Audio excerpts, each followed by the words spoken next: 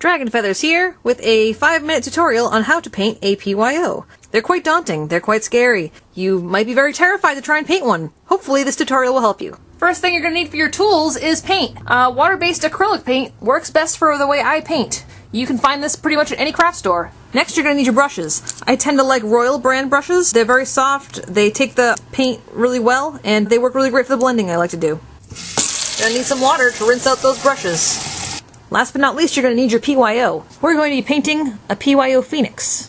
Once you get your PYO out of its box, you will have something that looks a little bit like this. Now that we have all the supplies, we're ready to paint. Since this Phoenix is going to have orange eyes, I'm going to paint him with these 3 base colors to create the blending effect.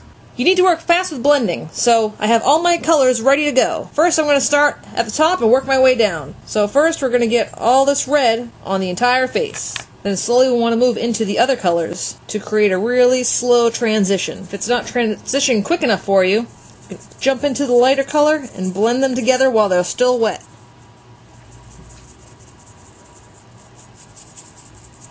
You want to make sure that the paint is nice and evenly smoothed out so you don't have any lumps. If you want, you can usually dab your brush in the water just a tiny bit just to smooth the paint out and keep it wet so it blends nice and evenly. You want to do the same thing for the back. While the paint is still wet, you don't want to overload it, but you also want to try to get as much coverage as possible so you don't have to put too many layers and start losing detail. This is after the first pass. It's still pretty inconsistent, but once you get good enough at it, you'll be able to do it with the cat on your back. Congratulations, you've now completed the hardest part. Now, we're going to base the rock, the beak, the legs, and the crest. You want to go into your black, and what you want to do is you want to paint everything solid black, except for all your blended feathers. Use a small detail brush to get in all the crevices. Now that you have everything black, wait thoroughly for the black paint to dry. Instead of wet blending, now we're going to dry brush. You want to get a semi-stiff brush for this. You'll also need something to get rid of your excess paint. This is the back of an old memo pad. Next you're going to want to do the rock. I usually grab a brown and a gray for this. To paint your rock, you're going to want to dip into some of the colors of paint and swirl the paint around and get almost all the paint off of it. Then you want to lightly brush against the grain so you get a nice realistic looking effect. Once you have the desired effect, you can go through and you can touch up those toes. Now this part's optional, but I'm going to antique the face and the chest a little bit. What I'm going to do is water my brush down a little bit, get a lot of the excess water off, but still leave some on. Get a little bit of black paint and very, very lightly antique some of this. Some people use rags, I just use my finger. Probably not the best thing, but it works good for me. Now for the scary part. We're going to do the rest of it with red antique. Now, sometimes you might want to wait and seal this first before you do this. I've been doing this a long time, so I don't mind doing it beforehand. But you want to get everything yellow, red again. You might want to grab a rag for this. I just use my fingers. It's really messy, and probably not the right way to do it. It works really well for me, anyway. And you get red fingers.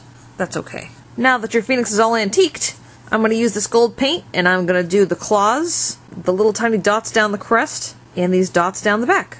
You're going to want to use a really fine detail brush to do these little areas. I'm also going to do the tips on the crest.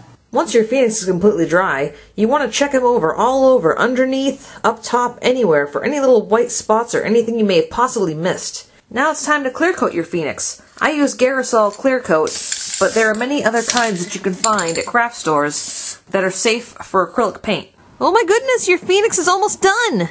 So you have to get your felt pad that would have come with your Phoenix, along with the little set of glass eyes.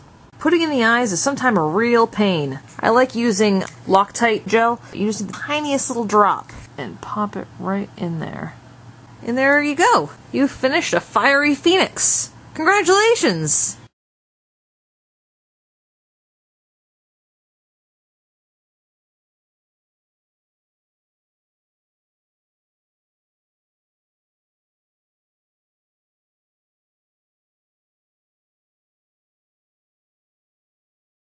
Stays on my, or they fall on the floor like that, which sucks. Can't you guys get out of here? Huh? Not while I'm painting. Go away! This is bad. This interrupts workflow. Hey! Knock it off! What are you doing? Get out of here. I don't want you in the video. This isn't very entertaining, is it, buddy? I'm sorry.